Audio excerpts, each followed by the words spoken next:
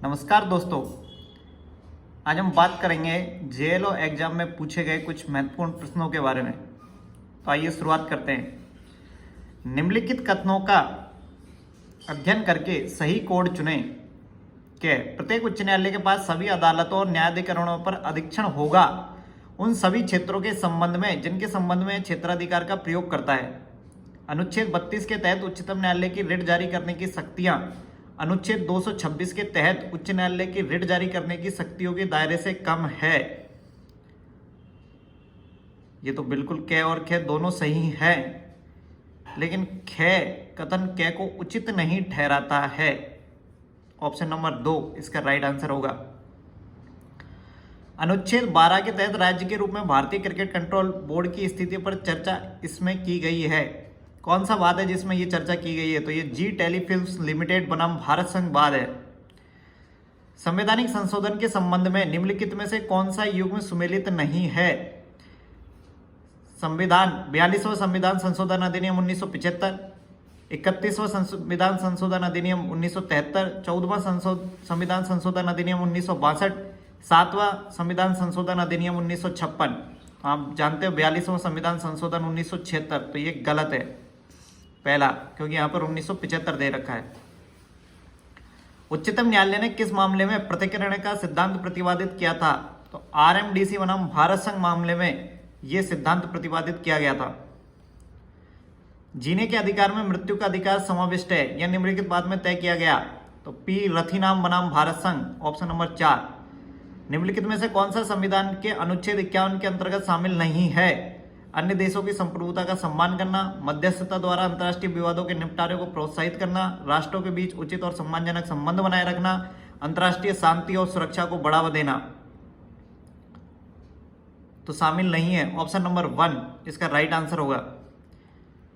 भविष्य लक्ष्मी विनिर्णय का सिद्धांत कौन से निर्णय बाद में अनुमोदित किया गया था? तो ये गोलकनाथ बनाम पंजाब राज्य बाद में अनुमोदित किया गया था। निम्नलिखित में से 100वें संवैधानिक संशोधन अधिनियम का उद्देश्य क्या है?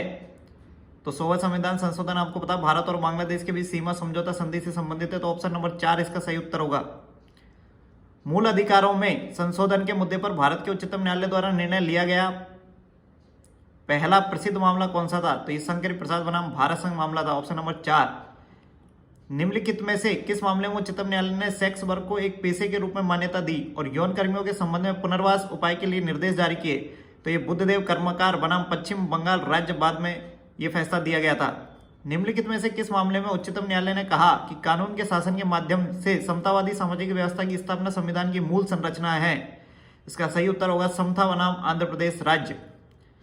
निदेशक तत्वों को लागू करने के लिए कोई व्यक्ति सीधे उच्चतम न्यायालय में रिट दायर कर सकता है ना अनुच्छेद 32 और ना अनुच्छेद 226 के तहत। दोनों अनुच्छेद 32 और 226 के तहत, अनुच्छेद 226 के तहत, अनुच्छेद 32 के तहत। तो निदेशक तत्वों को मामला को लागू करने के लिए उच्चतम न्यायालय में रिट दायर, तो निदेशक तत्व नहीं, ये मौलिक अधिकार होता तो अनुच्छेद 32 और 226 आता, इसलिए निदेशक तत्वों के संबंध में ना अनुच्छेद 32 और ना अनुच्छेद 226 के तहत। ऑप्शन नंबर 1 राइट आंसर होगा। राष्ट्रीय न्यायिक नियुक्ति आयोग से संबंधित कौन से संविधान संशोधन अधिनियम को उच्चतम न्यायालय की संवैधानिक पीठ ने असंवैधानिक घोषित कर दिया था? तो दोस्तों ये 99वां संविधान संशोधन अधिनियम था। भारत में उच्च न्यायालय द्वारा लिया जाने वाला न्यायालय शुल्क निम्न के अंतर्गत आता है। ये राज्य सूची का विषय है क्योंकि उच्च न्यायालय से संबंधित बात हो रही है। कौन सा संवैधानिक प्रावधान जिला न्यायाधीश की नियुक्ति से संबंधित है? जिला न्यायाधीश की नियुक्ति से संबंधित है आर्टिकल 233 अनुच्छेद 233। अनुच्छेद 14 के तहत अनुज्ञेय वर्गीकरण के लिए कौन सी शर्तें अनिवार्य है? या तो वर्गीकरण को एक बोधगम्य अंतरकों पर आधारित किया जाना चाहिए जो एक समूह से बाहर छोड़े गए लोगों को दूसरे समूहीकृत व्यक्तियों से अलग करता है, या वर्गीकरण का राज्य द्वारा प्राप्त किए जाने वाले उद्देश्यों से तर्क संबंध होना चाहिए। ऑप्शन नंबर 2 दोनों वर्गीकरण को एक बोधगम्य अंतरकों पर आधारित किया जाना चाहिए जो एक समूह से बाहर छोड़े गए लोगों को दूसरे समूहीकृत व्यक्तियों से अलग करता है, और वर्गीकरण का राज्य द्वारा प्राप्त किए जाने वाले उद्देश्यों से तर्क संगत संबंध होना चाहिए। ऑप्शन नंबर 2 इसका राइट आंसर होगा। निम्नलिखित में से कौन सा कथन असत्य है? अधीनस्थ न्यायालय अभिनय न्यायालय, तो ये पहला ही कथन असत्य है। अनुच्छेद 124 के अधीन राष्ट्रपति अपनी किस शक्ति का प्रयोग करता है? उच्चतम न्यायालय के न्यायाधीशों की नियुक्ति से संबंधित है अनुच्छेद 124। भारत के संविधान के अनुच्छेद 13 के खंड 3 ख के अंतर्गत प्रवर्त विधि का अर्थ है विधानमंडल द्वारा बनाई गई विधि। Option number 4। निम्नलिखित में से कौन सा कथन सही है? संविधान के अनुच्छेद 215 के तहत प्रत्येक उच्च न्यायालय अभिनय न्यायालय होगा। अनुच्छेद 226 उच्च न्यायालय के रिट क्षेत्राधिकार से संबंधित है। अनुच्छेद 214 घोषित करता है कि उच्चतम न्यायालय के न्यायाधीश को हटाने की प्रक्रिया से संबंधित अनुच्छेद 144 व 5 का प्रावधान उच्च न्यायालय पर लागू होगा। तो केवल क और ख दोनों से ये गलत है।